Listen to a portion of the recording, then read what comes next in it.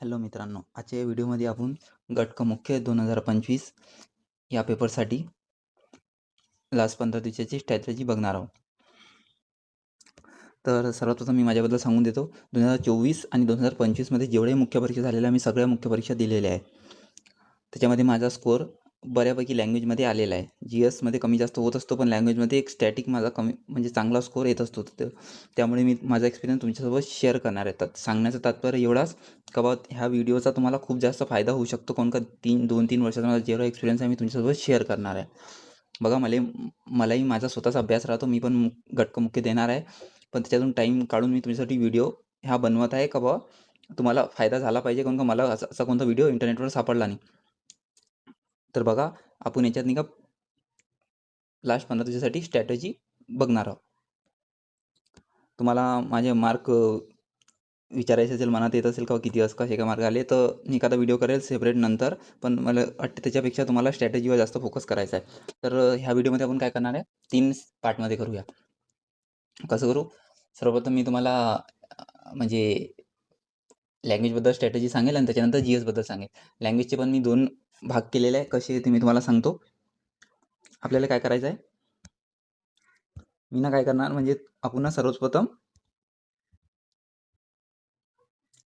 15 दिवसाचा प्लॅन करणार आहोत.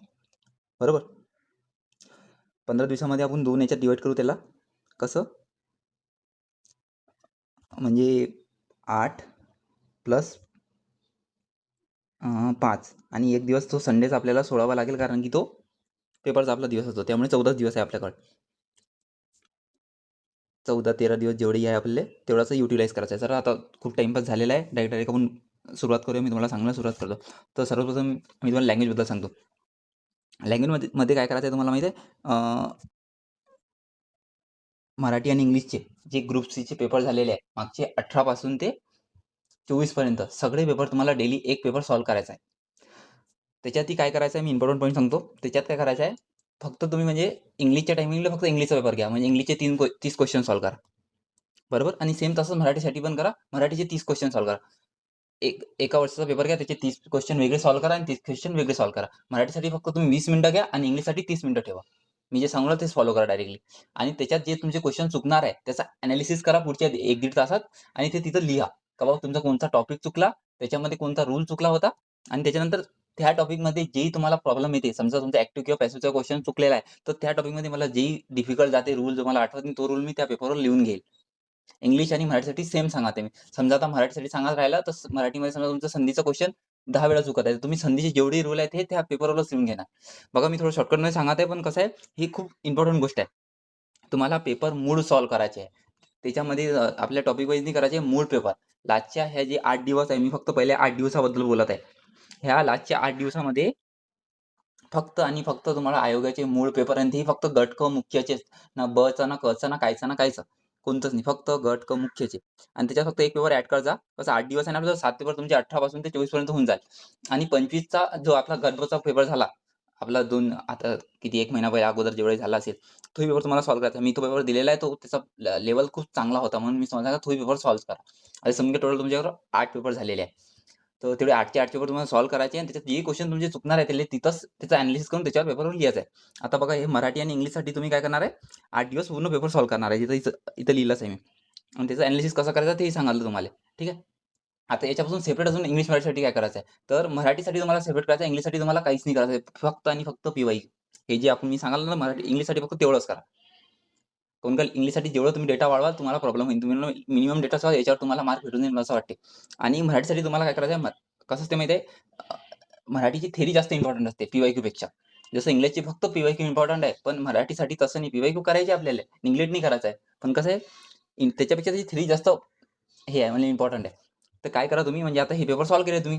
तुम्ही वेगळं मराठीचा पेपर सॉल्व्ह करणार आहे, वेगळा इंग्लिशचा पेपर सॉल्व्ह करणार आहे. हे तुमचं झाल्यावर त्याचं एनालिसिस झाल्यावर त्याच्यानंतर 1 तास वेगळा करा आणि त्याच्यात तुम्हाला वाळंबेचं पुस्तक वाचायचं आहे. मला माहिती तुम्ही याच्यावाली वाचलं असेल, ते तुमचं चालू असेल सगळं ते बरोबर आहे.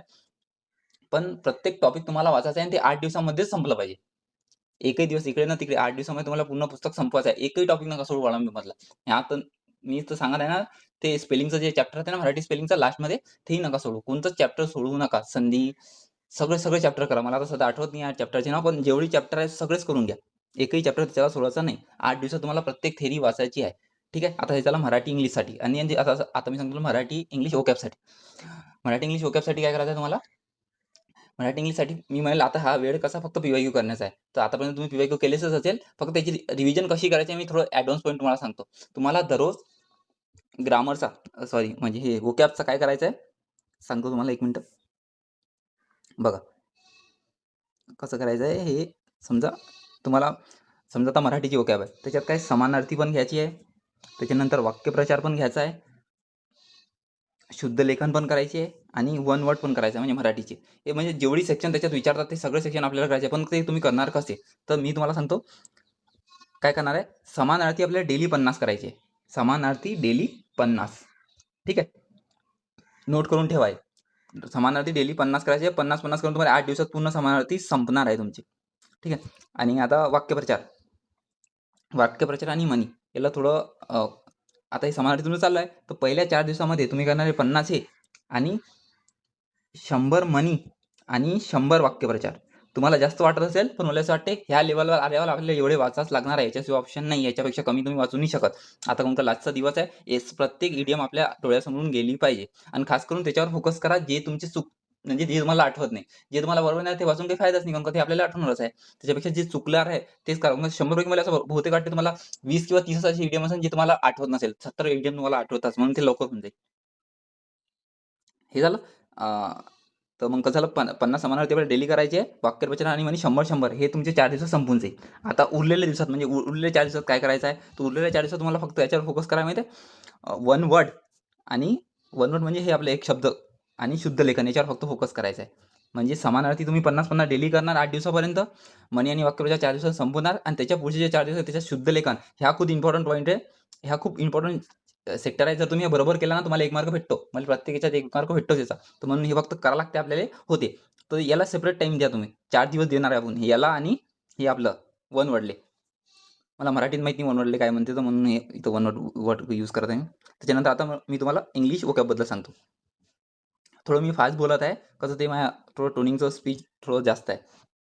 हळू मी म्हणजे हळू बोलण्याचा प्रयत्न करतो तसं. काही नाही समजलं तर तुम्ही कमेंट करू शकता म्हणजे मी त्याच्यावरही रिप्लाय करेल तुमचा. तर चला आता मी इंग्लिश वोकॅबबद्दल सांगतो. बघा इंग्लिश वोकॅबबद्दल कसं करायचं आहे?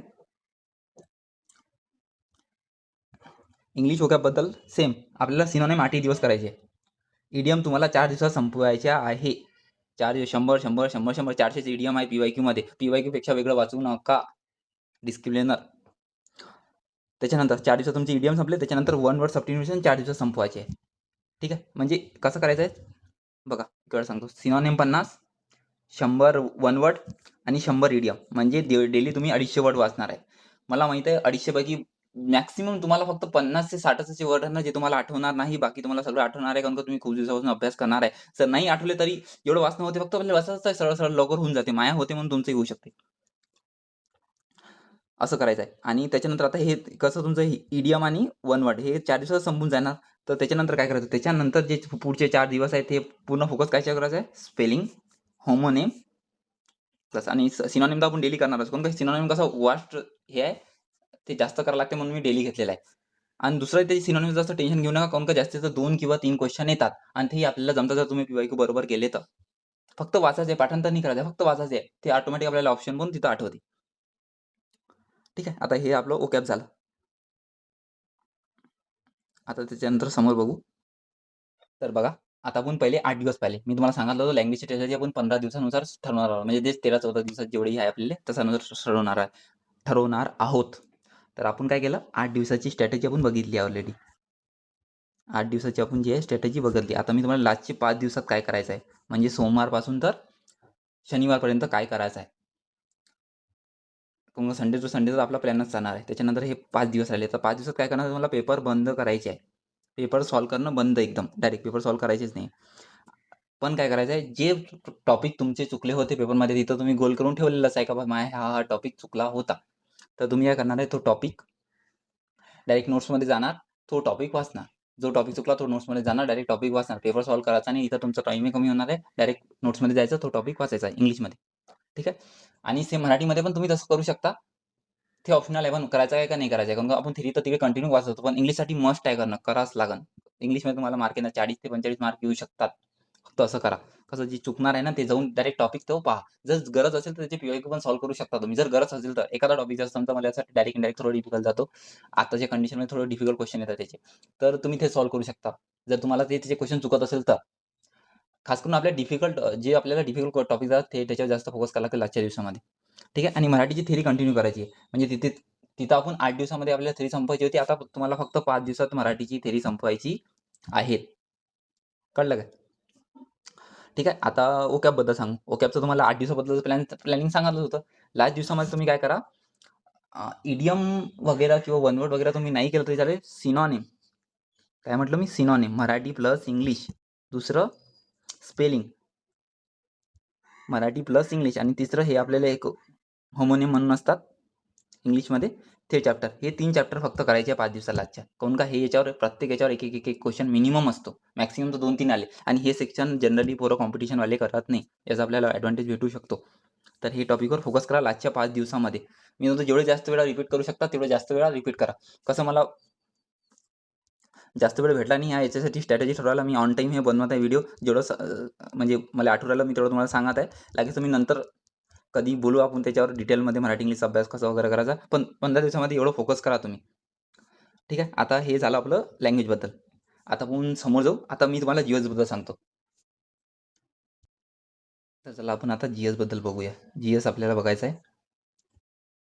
तर जीएसमध्ये काय आहे बघा, ट्रेडिशनल टॉपिक तर तुम्ही करणारच आहे. जे म्हणजे आपलं हिस्ट्री, जिओग्राफी, इकॉनॉमिक्स आणि जे आपले 4 जीएस तुम्ही ते तुमच्या लेव्हलवर करा. मी त्याच्याबद्दल काही जास्त सांगणार नाही. कारण लास्टच्या दिवसामध्ये त्याच्यामध्ये जास्त चेंज करून फायदा नाही. त्याच्याबद्दल फक्त एकच सांगेल, प्रत्येक जीएस तुमचा 4 दिवसात संपला पाहिजे. त्याला ऑप्शन नाही. 4 दिवसात तुमचा जीएस संपला म्हणजे संपलाच पाहिजे. ठीक आहे. आता तुम्हाला ॲडिशन काय करायचं आहे? तुम्हाला काय करायचं आहे, दिवसातून 1 तास जीएससाठी वेगळा करायचा आहे. म्हणजे तो जे ट्रेडिशनल जीएस तर ते करणारच आहे तुम्ही, पण एक्स्ट्रा वेगळा जीएस. वेगळा जीएस म्हणजे कसं, काही म्हणजे वेगळे टॉपिक असतात आपले. ते टॉपिक मी तुम्हाला सांगतो. कसं, एक आहे एन्व्हायर्नमेंट, एक आहे एन्व्हायर्नमेंट, एक आहे रिमोट सेन्सिंग आणि जीपीएस, जीआयएस, कॉम्प्युटर आणि आरटीआय, आरटीएस. मी तुम्हाला सांगतो ना, हे आरटीआय, आरटीएसचे 3 क्वेश्चन येतात ते एकदम इझी असतात. फक्त ते आपल्याला आपण केलं पाहिजे बरोबर. असे जे सगळे टॉपिक आहेत. तर याच्या मी सांगतो तुम्हाला कसं करायचं आहे. याच्यात काय करायचं आहे तुम्हाला, बघा, एक म्हणजे काय करा, दिवसातला 1 तास वेगळा काढा. त्याच्यातले फक्त काय करा, पी-वाय-क्यू बघा. म्हणजे पी-वाय-क्यू काय करा, पी-वाय-क्यू सॉल्व्ह करा. डायरेक्ट सॉल्व्ह करा. मी म्हणतो कोणतंही तुम्ही पहिले वाचलाय नाही वाचलाय त्याचा फरक पडत नाही आपल्याला. डायरेक्ट पी-वाय-क्यू सॉल्व्ह करा आणि त्याचे ऑप्शन पहा. जर तुम्हाला काही वाटलं का बाबा हे मला समजून आलं, तुम्ही ते म्हणजे Googleवर टाकून त्याला विचारू शकता का बाबा हे कसं, म्हणजे याचं एक्सप्लेनेशन वगैरे. पण मी म्हणतो डायरेक्ट पी-वाय-क्यू सॉल्व्ह करा. अशी तुम्हाला 2 दिवस एन्व्हायर्नमेंट सॉल्व्ह करायचं सगळ्यात पहिले. ठीक आहे. त्याच्यानंतर रिमोट सेन्सिंग, याचे पण पी-वाय-क्यू, फक्त पी-वाय-क्यू. रिमोट सेन्सिंग आणि जीपीआय आणि जीएस फक्त पी-वाय-क्यू करा. तुमच्या बुक्समध्ये, लोकसेवा पब्लिकेशनच्या बुकमध्ये आहे कुठे, किंवा तुम्हाला पीडीएफ वगैरे भेटून जाते. फक्त पी-वाय-क्यू करा. ठीक आहे. सेम कॉम्प्युटरसाठी पण. कॉम्प्युटर बघा कसं वॉस्ट टॉपिक आहे. याच्यामध्ये जास्त इनपुट आउटपुट रेशो भेटत नाही आपल्याला, पण करायचं आपल्याला. काऊन का, इझी क्वेश्चन जर आला तर आपला सुटला नाही पाहिजे. आणि हां, इथं एक सांगतो तुम्हाला, बघा आपण पेपर केव्हा पाहतो, आपला सोपी क्वेश्चन नाही चुकला पाहिजे. डिफिकल्ट क्वेश्चन तुम्ही 5 ते 10 चुकून आहे ना, काही फरक नाही पडत. मग तुझा आपला जर चुकला तर बाकीचे जे जास्त चान्सेस आहे की चुकणार आहे. पण इझी क्वेश्चन जनरली जे पेपर देणारे ते चुकवत नाही. मी तुम्हाला सांगतो, इझी क्वेश्चन मी आतापर्यंत एकही चुकवलेला नाही. इझी क्वेश्चन आपला चुकला पाहिजे नाही. डिफिकल्ट चुकला काही प्रॉब्लेम नाही. इझी क्वेश्चन नाही चुकला पाहिजे. ते कोणत्याही सब्जेक्टचा असो. ठीक आहे. आता जर समजा कॉम्प्युटरमध्ये इनपुट आउटपुट जर त्यानं इनपुट आउटपुट डिव्हाइसेस जर विचारलं, हे काही सोपी टॉपिक नाही आहे काय? तुम्ही आणि मी वाचणार नाही, ते तिथे एक्सक्यूज नाही देऊ शकत ना आपण. तर तेच कसं आहे, डायरेक्ट म्हणजे इझी क्वेश्चन म्हणजे इझी आहे, ते कोणत्याही सब्जेक्टचं असो. त्याला कसं करायचं आहे, म्हणजे बघा, पुढचे जे पहिले जे आपले 8 दिवस होते, त्याच्यात तुम्हाला 2 दिवस एन्व्हायर्नमेंट, 2 दिवस रिमोट सेन्सिंग, 2 दिवस कॉम्प्युटरचे पी-वाय-क्यू आणि आरटीआय, आरटीएसचे 2 दिवस. म्हणजे हे असे तुम्हाला 8 दिवसात तुमचे हे पी-वाय-क्यू संपून जाणार. ठीक आहे. कसे येले आपण आता 2-2 दिवस दिले. आता पुढच्या वेळेस म्हणजे आता जे लास्टचे आपले 5 दिवस आहे, त्याच्यात आपल्याला फक्त एका दिवसात हे पूर्ण पी-वाय-क्यू संपवायचे. मी तुम्हाला 2 वेळा काउंट करायला सांगत आहे, काऊन का कोणताही वस्तू आपण किंवा कोणती नोट्स वगैरे आपण एक वेळा वाचल्याने लक्षात राहत नाही. तर मिनिमम 2 रिव्हिजन त्याच्यावर झालं पाहिजे. आता याच्या पहिले तुम्ही एन्व्हायर्नमेंटचे पी-वाय-क्यू केले आहे, बाकी सब्जेक्ट केले आहे, नाही केले आहे मला माहीत नाही. तर मी त्याच्यामुळे तुम्हाला सांगत आहे, लास्टच्या दिवसामध्ये हे करायचे, काऊन का जनरली पोरं हे निग्लेक्ट करतात. याच्यातला इझी क्वेश्चन तरी आपला चुकला नाही पाहिजे. जर पी-वाय-क्यू केलं ना, इझी क्वेश्चन तुमचं चुकणार नाही. डिफिकल्ट तर बघा कोणीच काही करू शकत नाही त्याच्यात. माझ्यासारखा माणूस पण चुकून येते. काही सांगता नाही येत. आणि ठीक आहे. आणि जर पी-वाय-क्यू केलं ना, येते. मला मार्क आलेले आहे, तुम्हाला पण येणार. आणि हे आर-टी-आयचं सेक्शन ना खूप ईझी असते. याचे 3 क्वेश्चन सगळ्यात सोपी क्वेश्चन असतात. फक्त तुम्हाला 1-2 वेळा वाचायचं आहे, होऊन जाते. तर कसं करणार आहे तुम्ही? 8 दिवसात याचे पी-वाय-क्यू करणार आहे पहिले. नंतरच्या पुढचे जे 5 दिवसाचं शेड्यूल आहे आपला, त्याच्यात फक्त एका दिवसातच म्हणजे प्रत्येक सब्जेक्ट संपवायचा आहे तुम्हाला. हे वालं सांगा तुम्ही. आणि जे ट्रेडिशनल आहे ते तर तुम्ही करणारच आहे. आणि त्याच्यात तुम्हाला सांगितलंच आहे आता समोर, म्हणजे त्याच्यात तुम्हाला सांगितलं आहे ट्रेडिशनल जीएस कसा करायचा. 4 दिवसात तुमचा 1 दिवस संपलाच पाहिजे. 4 ते 12 दिवसामध्ये तुमचं संपून जाईल 3 जीएस. आता तुम्ही म्हणाल का मग जीएस तर आपल्याला 4 आहे. त्याच्यात कसं? तर जे चौथा जीएस आहे ना, म्हणजे जिओग्राफी तुम्ही नका करू. मी सरळ सांगतो नका करू. तुम्ही पहिले वाचलंच असेल. नाही वाचलं तरी नका करू. आता मी त्याचं एक्सप्लेनेशन जास्त करणार नाही. फक्त नका करू एवढंच सांगा. ठीक आहे. आता बघा याच्यात मी ॲड केलेलं नाहीये. सांगतो तुम्हाला मॅथ आणि सायन्सबद्दल सांगतो. बघा मॅथ आणि सायन्स हे गेम चेंजर सारखे टॉपिक आहे. जनरली पोरांना त्याच्यात मार्क येत नाही. पण आपण जर त्याच्यावर प्रॉपर वेनं जर अभ्यास केला तर येऊ शकते. मी तुला सांगतो त्याच्यात काय करायचं आहे. तर बघा, मी तुम्हाला पहिले मॅथबद्दल सांगतो. गेम चेंजर टॉपिक आहे. 22 क्वेश्चन आहे. ज्याचं जमलं ते जमलं. मग मला जनरली मॅथ ईझी जाते म्हणून तुम्हाला त्याच्याबद्दल मला वाटते तुम्हाला फायदा होऊ शकते. मी सांगतोय. काय करा तुम्ही माहिती आहे 2024 प्री प्लस मेन्सचे जेवढेही पेपर आहेत, ठीक आहे, आणि 2025चे याच्यात फक्त एकच मेन झाली. बाकी प्रिलिमचे जे क्वेश्चन आहे म्हणजे क्वेश्चन पेपर आहे, असं समजून घ्या. मला असं वाटते का हे समजा 2, 2, 2, 4 आणि 2 आणि 3 असे टोटल तुम्हाला 7 पेपर भेटू शकते. 24ची आणि 25ची म्हणून. हे टोटल 7 पेपरचं काय करा तुम्ही डायरेक्ट दररोज एक पेपर सॉल्व्ह करा. म्हणजे त्याच्यात 20 क्वेश्चन असेल, मेन्समध्ये 22 क्वेश्चन असेल. डायरेक्ट टाईम लावून सॉल्व्ह करा. मी म्हणतो 20 मिनिटं लावा आणि डायरेक्ट एक पेपर सॉल्व्ह करा. फक्त मॅथ्सचं सांगत आहे. फक्त मॅथ्सचं. जर तुमच्याकडे पेपरचं प्रिंट नसेल तर तुम्ही ऑनलाईन पीडीएफ वरून पण करू शकता. कायच्यातही करा, कसंही करा, पण तुम्हाला काय करा दररोज 20 क्वेश्चन सॉल्व्ह करायचे आहे. याचा फायदा तुम्हाला लेटेस्टमध्ये होईल. हे तर क्रांस म्हणेन मी. मी तुम्हाला सांगतो तुम्ही जर एवढं केलं ना, मिनिमम तुम्हाला 15 मार्क येणार मॅथमध्ये. फक्त हे एवढं करा. आणि जे क्वेश्चन तुम्हाला येणार नाही मॅथमध्ये त्याचं काय करायचं? डायरेक्टली आपलं Googleवर सर्च करायचं, त्याचं सोल्युशन पाहून घ्यायचं. मी तर म्हणतो डायरेक्ट पाठ करा क्वेश्चन. जो क्वेश्चन चुकू राहिला ना, तो डायरेक्ट पाठ करा. जो चुकू राहिला तो डायरेक्ट पाठ करा. ऑप्शन नाही आलेले. आणि जे बरोबर येईल त्याचा तर काही प्रॉब्लेमच नाही. पण टाईम लावून सॉल्व्ह करा. दररोज एक पेपर. असे तुम्हाला 7 दिवसात तुमचे 7 पेपर संपून जाईल. आणि जर नंतर अजून दिवस उरणार तुमचे, तर काय करा, जे क्वेश्चन तुमचे चुकले आहे ना, त्याचे सोल्युशन डबल पाहून घ्या एक वेळा. जे चुकले आहे. बरोबर आले तर आपल्याला येणारच आहे. ठीक आहे. आता हे मॅथबद्दल झालं. आता सायन्सबद्दल सांगतो. सायन्सबद्दल काय करायचं आहे तुम्हाला? मी तुम्हाला सांगतो. आता तुम्ही जेही सायन्सचं कायचं बुक, कोणते बुक यूज केले, कोणते नोट्स यूज केले ते मला माहीत नाही. मी तुम्हाला एवढंच सांगतो. त्याचे फक्त पी-वाय-क्यू करा. पी-वाय-क्यू. आणि हे तुम्ही म्हणाल काय तुम्ही डाऊट घेणार. जी तुम्हाला डाऊट घ्यायचं घ्या. मी तुम्हाला एक गोष्ट सांगतो. आता जे फिल्मचा ग्रुपचा पेपर झाला ना, त्याच्यामध्ये 15 पैकी 13 क्वेश्चन पी-वाय-क्यू होते. माझ्या 13चे 13 बरोबर आहे. हे फायदा असते पी-वाय-क्यूचा. बघा सायन्सचं पण पी-वाय-क्यू करावं लागतं. तर मी इथेच सांगतो तुम्हाला. असं नाही का बा ह्यावेळेस मी केले म्हणून आले. मी प्रत्येक वेळेस पी-वाय-क्यू करत असतो सायन्सचे. तर काय करा, लास्टचे जे आपले 15 दिवसाची स्ट्रॅटेजी आहे त्याच्यात फक्त सायन्सचे पूर्ण पी-वाय-क्यू करा. होऊ शकेल तर त्याची 2 रिव्हिजन करा. जर होऊ शकेल तर. आणि जर नाही होऊ शकणार तर एकही चालते. काऊन का आता मी म्हणतो जो सीरियस ॲस्पिरंट आहे ना, त्यांना पी-वाय-क्यू कधी ना कधी तर केली तरी राहते. म्हणून सांगत आहे जर होऊ शकले 2 रिव्हिजन करा किंवा एकही चालते. 15 दिवसामध्ये तुम्हाला सायन्सचे फक्त पी-वाय-क्यू करायचे. त्याचे नोट्स सोडून द्या, सगळं काढून सोडून द्या मी म्हणतो. फक्त आणि फक्त पी-वाय-क्यू करा त्याची. मी तुम्हाला पाठ करा पी-वाय-क्यू असं डायरेक्ट. झालं अजून असं मला वाटत तर नाही काही मी विसरलो म्हणून. बघा कसं आहे, तुमचे थोडंसं 5 मिनिटं वेगळे घेतो. माझ्याजवळ जास्त टाईम नव्हता. मी स्वतःचा माझा पण अभ्यास आहे. मी पण म्हणजे ग्रुप सीची मेन्स देणार आहे.